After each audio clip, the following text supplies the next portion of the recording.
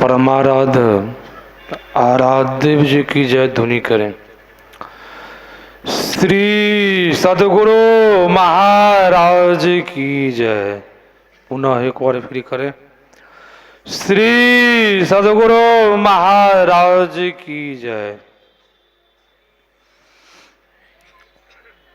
वंदो गुरुपद कंज कृपा सिंधु नर रूप हरि महामोह तुम पुंज जासु वचन रवि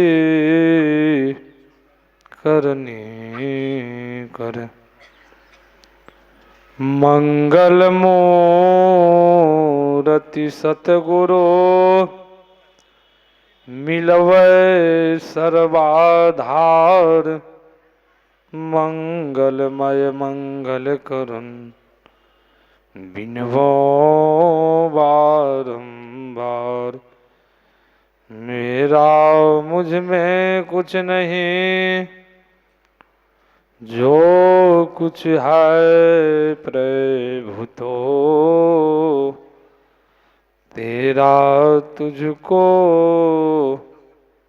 सौंपता। क्या लागत प्रभु मोर। श्री सदगुरु महाराज की जय। परमाराध्य आराध्य जी की श्री जुगल चरणों में कोटि सह नमन। मंच पर मंचासीन पूज्यपादाचार्य स्वामी श्री पूर्ण चेतन जी महाराज की श्री जुगल चरणों में कोटि सह नमन। मंच पर मंचासीन स्वामी विनय सागर जी महाराज, सत्संग में उपस्थित धर्म प्रेमी माताओं एवं वाहनों, सबों को मेरा नमन है। अभी आप लोग श्री रामचरितमानस से पाठ सुन रहे थे। आज का जो प्रतिपाद्य विषय है नवधा भक्ति है।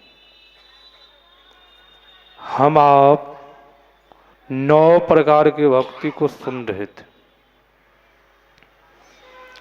बाबा कबीर ने इस भक्ति के संबंध में उन्होंने कहा, भक्ति निशानी मुक्ति की संत चरहे सब धाय। जिन जिन मन आलस किया जन्म जन्म पछतै। शाही स्वामी जी महाराज ने कहा, बबुआ उठा देखा कब के भेले बिहान में, आलस में बड़ी हानि बा।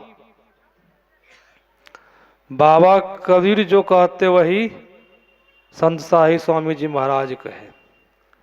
आलस में बहुत बड़ी हानि हो जाती है।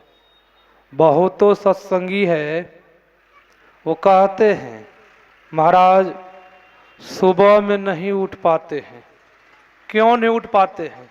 महाराज बहुत काफ़ी ठंडी है, ठंडी लेकर के नहीं उठ पाते हैं। अब बाबा कबीर ने क्या कहा, आलस में क्या होता है? जन्म जन्म पछता है।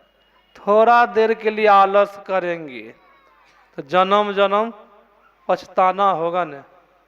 भक्ति है क्या? भक्ति का महत्व क्या है? उसी महत्व को हम सुन रहे थे। भक्ति का महत्व जो है, भक्ति निशानी मुक्ति की। निशानी का अर्थ होता है सीढ़ी। भक्ति क्या है? निशानी है, सीढ़ी है।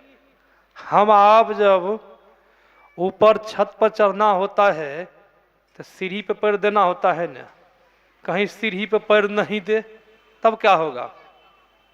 छत पर बैठ के कचरहेंगे भी, कहीं से जब गिर जाएंगे तो हड्डी गुड्डी टूट जाएगी ना, नुकसान हो जाएगा ना, कि नुकसान हो जाएगा। भक्ति निशैनी मुक्ति की, भक्ति जो है निशैनी सीढ़ी है, मुक्ति की सीढ़ी है। ये कहां तक सीढ़ी लगी है?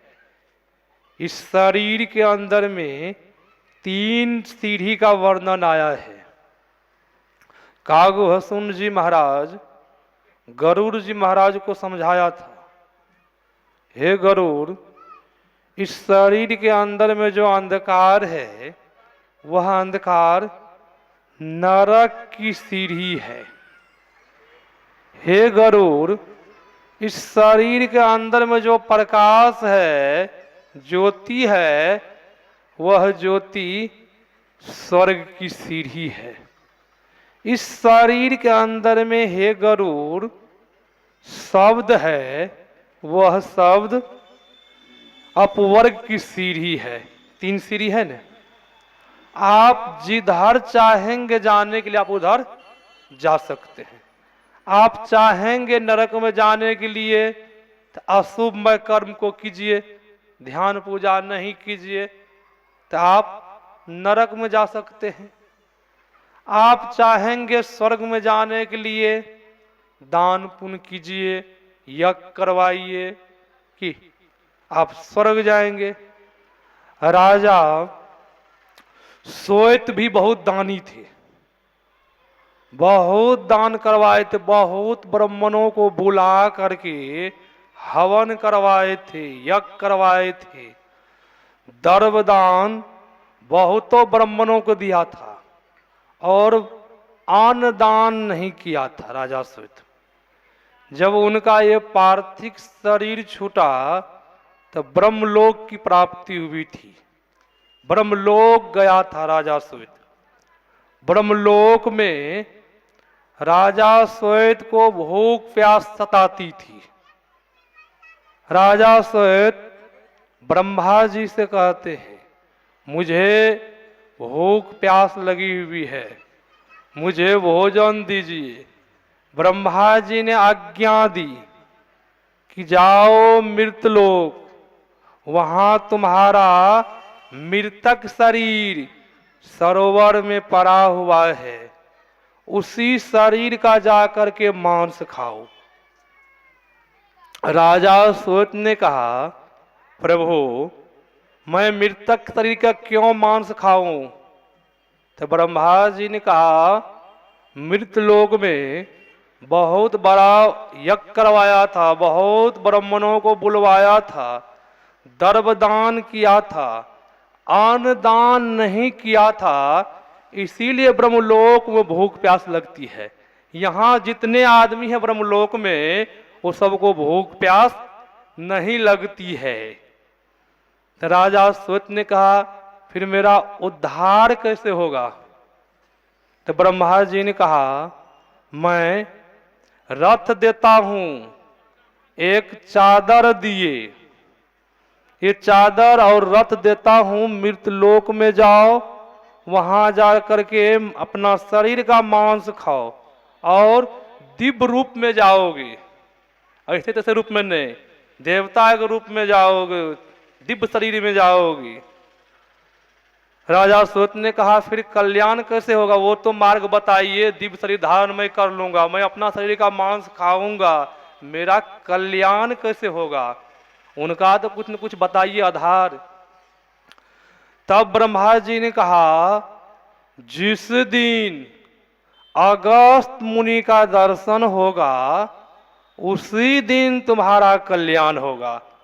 आप देख लीजिए, अभी आपने सुना न, प्रथम भगति संतन कर संगा, दोसरी रतिम में कथा प्रसंगा। भक्ति की शुरुआत कहाँ से होती है? आप लोग इस चौपाई समझ लीजिए। प्रथम भक्ति संतों का जब संग हो गया तो भक्ति की शुरुआत हो गई। सोचिए, शुरुआत हो गई है, जब संत के संग हो जाए, संत मिल जाए। अब बिना संत मिले भक्ति की शुरुआत नहीं हो सकती है और कल्याण भी नहीं हो सकता है।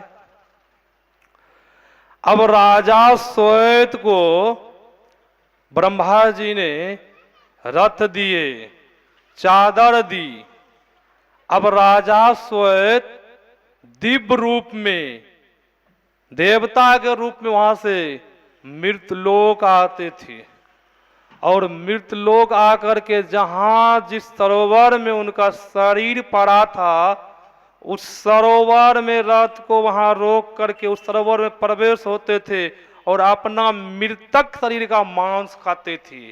एक दिन ने बहुतों दिन तक मांस खाते रहे। ये सत्संग जो मिल रहा है, ईश्वर की महती कृपा है आप लोगों के ऊपर।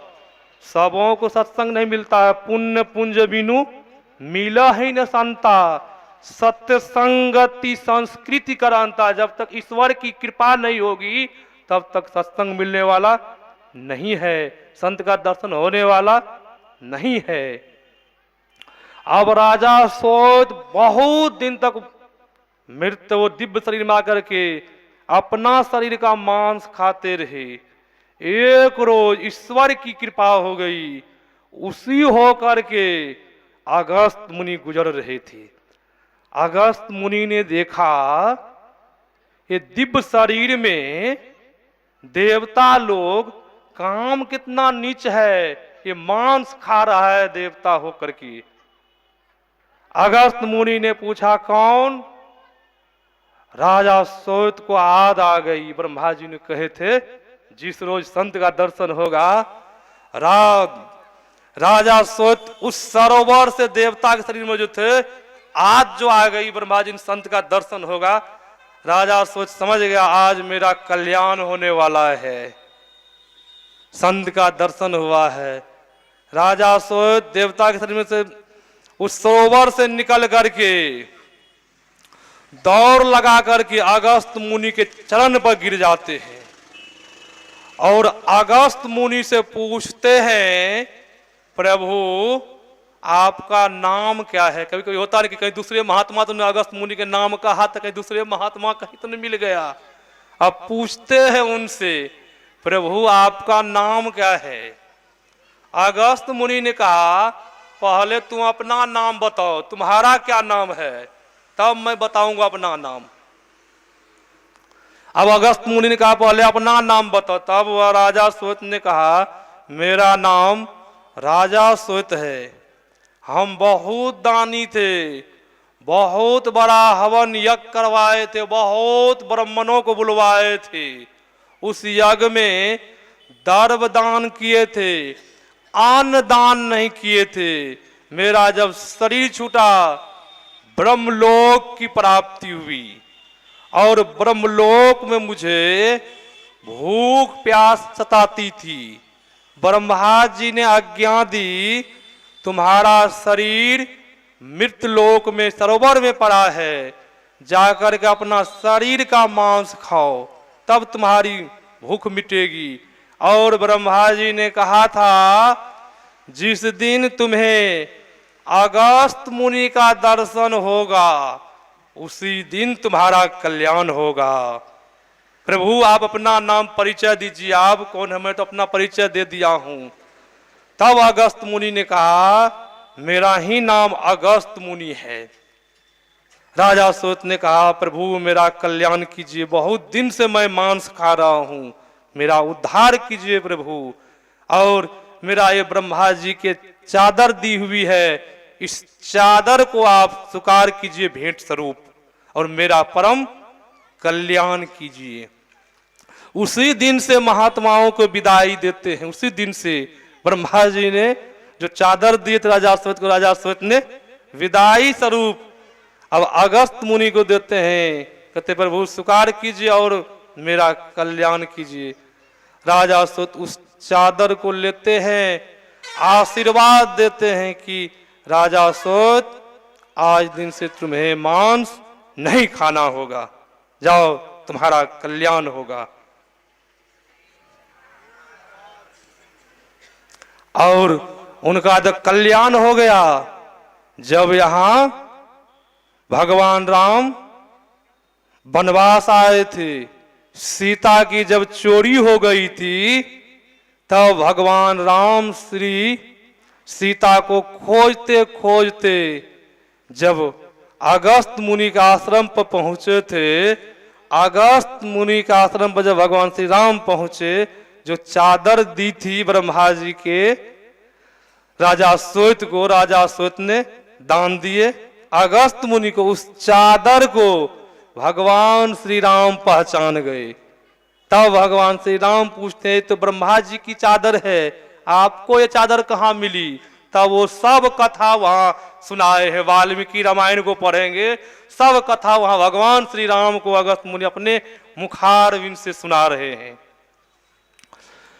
संत महापुरुष कहते हैं जब तक आप संत के शरण में नहीं जाएंगे, प्रथम भगति संतन कर संगा, दो श्रीरतिमम कथा प्रसंगा।